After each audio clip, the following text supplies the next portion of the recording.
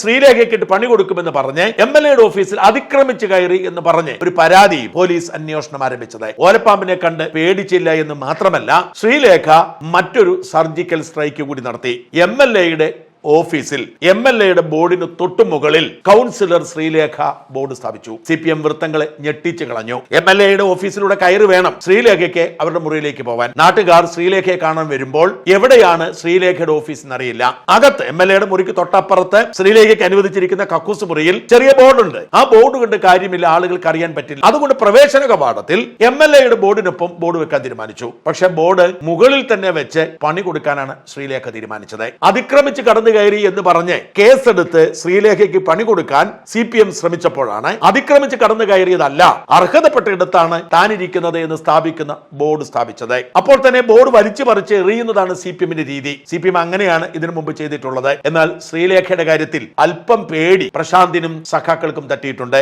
ആ ബോർഡിന് ഒരു കോട്ടവുമില്ലാതെ അവിടെ ചിരിച്ചോണ്ടിരിപ്പുണ്ട്. പ്രശാന്ത് ആ ബോർഡിന് മുമ്പിൽ വെച്ച് ആളുകളെ കാണുന്ന ചിത്രമൊക്കെ ഇന്ന് മനോരമയിൽ വന്നിട്ടുണ്ട്. പ്രശാന്തിന്റെയും ശ്രീലേഖയുടെയും ഓഫീസ് ഒന്നാണ് എന്ന് തോന്നിക്കുന്ന തരത്തിൽ ബോർഡ് സ്ഥാപിക്കപ്പെട്ടു. ശ്രീലേഖയെ കാണാൻ വരുന്നവരൊക്കെ ആദ്യം പ്രശാന്തിന്റെ ഓഫീസിലെത്തണം. പ്രശാന്തിന്റെ ജീവനക്കാർ വഴികാട്ടി കൊടുക്കണം ശ്രീലേഖയുടെ ഓഫീസിലേക്ക്. അതാണ് ഇപ്പോഴത്തെ സ്ഥിതി. മാത്രമല്ല, MLA എന്ന നിലയിൽ പ്രശാന്ത് കാട്ടിയിരിക്കുന്ന അതിക്രമത്തെ ചോദ്യം ചെയ്യാൻ ശ്രീലേഖ രംഗത്തിറങ്ങിയിട്ടുണ്ട്. ഇതിനോടകം ശ്രീലേഖ കോർപ്പറേഷന് പരാതി കൊടുത്തു. താനിരിക്കേണ്ട ഇടത്ത് അതിക്രമിച്ച് പ്രശാന്ത് കടന്നിരിക്കുന്നു. കോർപ്പറേഷൻ അന്വേഷണം പ്രഖ്യാപിച്ചു. വാടക അടയ്ക്കാൻ മടിയായിരുന്ന പ്രശാന്ത് പെട്ടെന്ന് പോയി മാർച്ച് വരെയുള്ള വാടക അടച്ച് തടി രക്ഷിക്കാൻ ശ്രമിക്കുന്നുണ്ട്. വാടകക്കാരൻ എന്ന നിലയിൽ വാടക കുറവാണെങ്കിലും ഒരുപക്ഷെ പ്രശാന്തിന് ഈ മാർച്ച് വരെ തുടരേണ്ടി വരാം. മാർച്ച് വരെയാണ് കരാർ എന്നാണ് പറയുന്നത്. പക്ഷെ അപ്പോഴും ഒരു ചോദ്യം ബാക്കിയാവുന്നു. പ്രശാന്തിന് കരാർ എഴുതി കൊടുക്കുമ്പോൾ എത്ര ഇടം കൊടുത്തിട്ടുണ്ട്?